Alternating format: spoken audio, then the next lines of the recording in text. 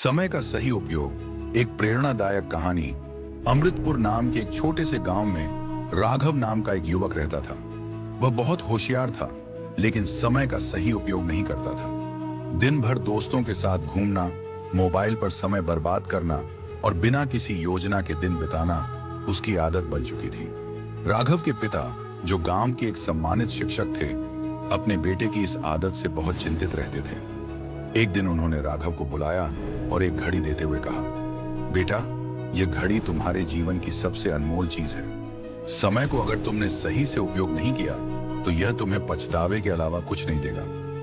राघव ने अपने पिता की बातों को हल्के में लिया और पहले की तरह आलस्य में दिन बिताता रहा।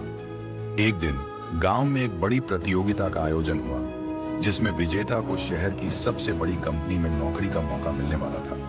राघव को भी प्रतियोगिता में भाग लेने की इच्छा हुई, लेकिन तैयारी के लिए समय नहीं बचा था। वह परेशान होकर अपने पिता के पास गया और बोला, पिताजी, काश मैंने समय का सही उपयोग किया होता तो मैं इस प्रतियोगिता के लिए तैयार हो सकता। पिता मुस्कुराए और बोले, बेटा, यही समय का सच है।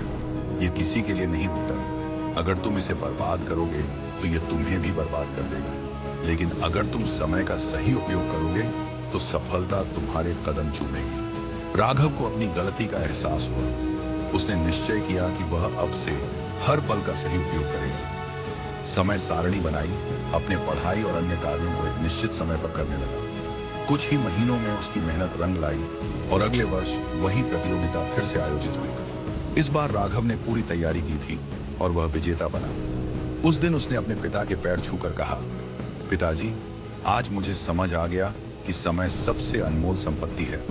पिता ने प्यार से उसके सिर पर हाथ फेरा और बोले, बेटा, जिसने समय को पहचान लिया उसने जीवन को सफल बना लिया। शिक्षा।